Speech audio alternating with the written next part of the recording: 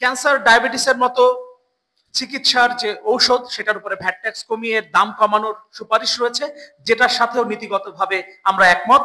এবং ঔষধ নীতি বাস্তবায়নের ক্ষেত্রে ডাক্তার জাফরুল্লাহ চৌধুরীর ঔষধ নীতি, তার যে চিন্তা ভাবনা, সেটাকেও আমরা বিবেচনায় নিয়ে কাজ করতে পারি। সংস্কার কমিশন, স্বাস্থ্য খাত সংস্কার কমিশন এই বিষয়টিকেও বিবেচনা করবেন বলে আমরা আশা করি। স্বাস্থ্য খাত সংস্কার কমিশন তাদের প্রতিবেদনে অনেকগুলো নতুন আইনের কথা বলেছে, বিদ্যমান আইনের সংস্কারের কথা বলেছে। এতগুলো আইন নতুন করে প্রণয়ন করা কিংবা এক্সিস্টিং যে আইনগুলো আছে সেগুলোকে সংস্কার একসাথে করে ফেলাটা কঠিন। কিন্তু আবারও ওই কথাটাই বলতে হয় যে আমাদেরকে কাজটা শুরু করতে হবে এবং এক্ষেত্রে অগ্রাধিকার ভিত্তিতে নতুন আইন প্রণয়ন এবং বিদ্যমান আইনের সংস্কারের পথে হাঁটতে হবে।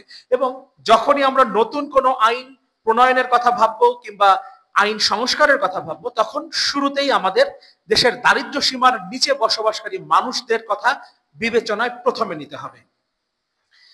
বরাদ্দ বাড়ানোর সুপারিশ, যেটা শুরুতে বলছিলাম, স্বাস্থ্য খাত সংস্কার কমিশন ঠিক যেভাবে করেছে, নাগরিক ঐক্য এই একই দাবি বছরের পর বছর ধরে করে আসছে। জিডিপির কমপক্ষে 5% এবং বাজেটের 15% বরাদ্দ স্বাস্থ্য খাতে রাখতে হবে। আমাদের দেশে চিকিৎসার ক্ষেত্রে বিদেশ নির্ভরতার একটা বিষয় আমাদের সামনে আছে। এর মধ্য দিয়ে শুধুমাত্র মানুষকে যে অনেক ঝামেলার মধ্য দিয়ে যেতে হয়, বিদেশে যাওয়া, নিঃসন্দেহে নতুন কোনো জায়গায় গিয়ে চিকিৎসা নেওয়া এটা কঠিন একটা কাজ, সেখানে খরচেরও অনেক বড় একটা বিষয় থাকে, সবাই সেটা করতেও পারে না। কিন্তু এর মধ্য দিয়ে শুধুমাত্র যে একজন ব্যক্তি সমস্যার সম্মুখীন হন তাই না, আমাদের দেশ থেকে অর্থ বিদেশে চলে যায়, যেটা ঠেকানোর জন্য বিদেশে চিকিৎসার নির্ভরতা কমানোর সুপারিশ স্বাস্থ্য খাত সংস্কার কমিশন করেছে। এর সাথে নাগরিক ঐক্য নীতিগতভাবে একমত এবং আমরা এই লড়াইটাও অনেক বছর থেকেই করে আসছি।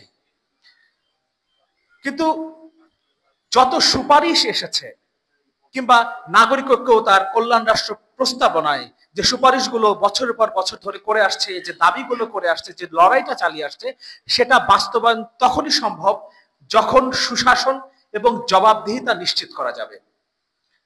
আমরা স্বৈরাচার শেখ হাসিনার 15.5 বছরের শাসনামলে দেখেছি কোনো সুশাসন ছিল না, কোনো জবাবদিহিতার জায়গা ছিল না। ফলে আমরা যত সুপারিশ সামনে নিয়ে আসি, যত ভালো কথাই বলি না কেন, রাজনৈতিক সদিচ্ছা প্রয়োজন। কারণ ভবিষ্যতে যারা রাষ্ট্র ক্ষমতার দায়িত্বে আসবেন, যারা রাষ্ট্র পরিচালনা